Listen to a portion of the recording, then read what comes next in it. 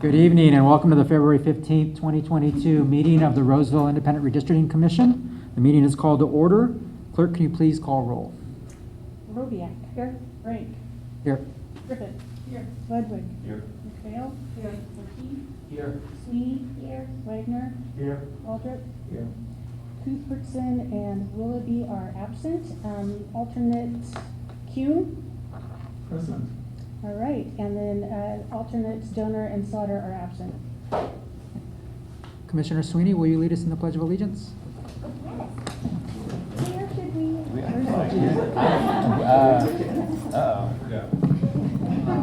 We did an imaginary one. There's one at the top of the Civic Center. Oh, yeah, okay. I pledge allegiance to the flag of the United States of America and to the republic for which it stands, one nation, under God, indivisible, with liberty and justice for all. We'll now open up for public comments. Anybody would like to speak on anything not on the agenda? Seeing none, we'll close public comment and move to item 5.1, overview of redistricting plan and draft map B1.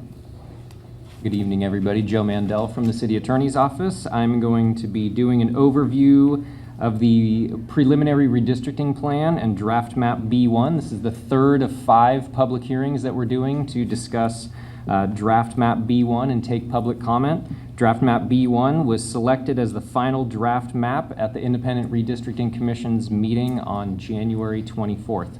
So I'm going to go through the same presentation that I've gone through many times.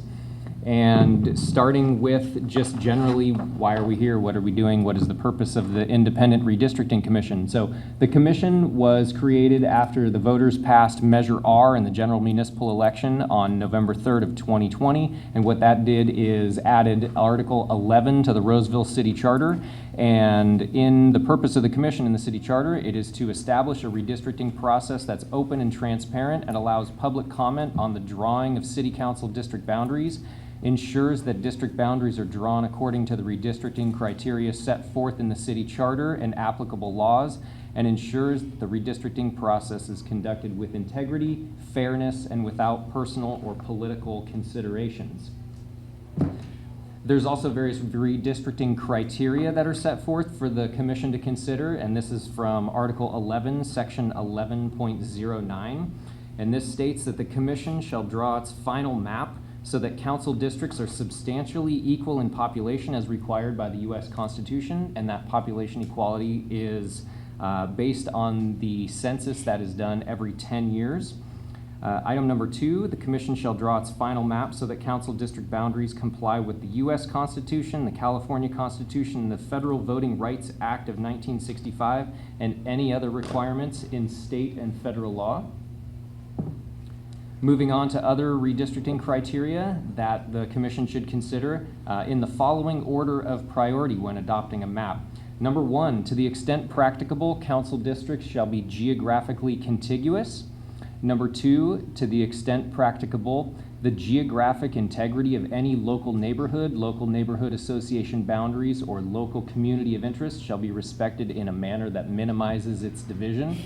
And a community of interest is a term that's defined here as a population that shares common social or economic interests that should be included within a single district for purposes of its effective and fair representation. And important to note here that communities of interest do not include relationships with political parties, incumbents, or political candidates. Moving on to the other items of redistricting criteria in order of priority. Number 3, council district boundaries shall be easily identifiable and understandable by residents. Number 4, where it doesn't conflict with the preceding criteria, council districts shall be drawn to encourage geographical compactness in a manner that nearby areas of population are not bypassed in favor of more distant populations. And item number 5 is any other commission adopted criteria that doesn't conflict with the other requirements or state law. And for the record, there has been no other commission adopted criteria. Moving on through our city charter to subsection C, noting that the commission shall not adopt council district boundaries for the purpose of favoring or discriminating against a political party. And subsection D, the commission shall not consider the place of residence of any individual, including any incumbent or political candidate, in the creation of a map. So that's the redistricting criteria that the commission needs to look at. This is the procedure for adoption of a map and report. This comes from Article 11, Section 11.10 of our city charter. And subsection A states that the commission shall file a preliminary redistricting plan and draft map with the city clerk, along with a written statement of findings and reasons for adoption, which shall include the criteria employed in the process and a full analysis and explanation of the decisions made by the commission.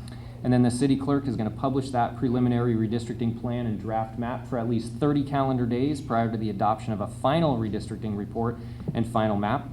That preliminary redistricting plan and draft map for draft map B1 was published on January 27th, 2022. So we're moving through that 30-day public review period. And this is again language from our city charter. During the 30 calendar day period after publication, the commission shall hold at least 5 public hearings, including 1 public hearing in each council district. Like I said, we're on the 3rd of 5 of the public hearings. Next one is on Thursday night at 6 p.m. at Martha Riley Library. And then the final one is Tuesday, February 22nd at 6 p.m. at St. John's Episcopal Church. And now, after having heard comments from the public on the preliminary redistricting plan and draft map, the commission shall adopt a final redistricting report and final map. And a commission-adopted final redistricting report and final map has the force and effect of law and is effective 30 calendar days after it's filed with the city clerk and shall remain effective until the adoption of new council district boundaries following the next census. And city council may not rescind, supersede, or revise the district boundaries that are adopted by the commission. And I want to note here that we do have a final map adoption date scheduled for Monday, February 28th at 6 p.m. in the City Council chambers at 311 Vernon Street.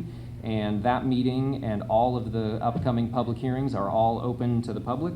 And the meeting on Monday, February 28th will also have remote telephonic public comment, assuming that we renew that resolution, which we will do at the next meeting. Moving on, after the final map is adopted, the city clerk shall number each council district so that for as many residents as possible, the number of the council district they reside in remains the same. That's already been done with what you see in draft map B1. And then finally, the final redistricting report and final map shall be subject to referendum in the same manner as ordinances. So with that as background, this is draft map B1. Draft map B1 is just an adjusted version of draft map B. And the adjustments were made by the Redistricting Commission at their January 24th, 2022 meeting following a series of public hearings throughout January 2022. And draft map B was originally published for public consideration on December 20th, 2021. Draft map B1 has an overall range of 9.4%. And you can see them available in the back of the room back there. And you'll note the differences between draft map B and draft map B1. There's a small change in the bottom right-hand corner of District 4, and then also a small change in the upper right corner of District 2. So with that as background, I'm going to turn it back to the chair for the commission to receive any public comments on draft map B1. First, are there any questions from commissioners for Joe in this presentation? All right, we'll open it up to public comment on agenda item 5.1. Is there anyone in the audience who'd like to speak on this item? Seeing no, we'll close public comment. Are there any comments from commissioners? Seeing none. Any last words, Joe? Nothing else? Next item. Yeah. Seek a motion for adjournment to Thursday, February 17th at Martha Riley Library. Second. Moved and seconded. All in favor say aye. Aye. All opposed? Meeting's adjourned.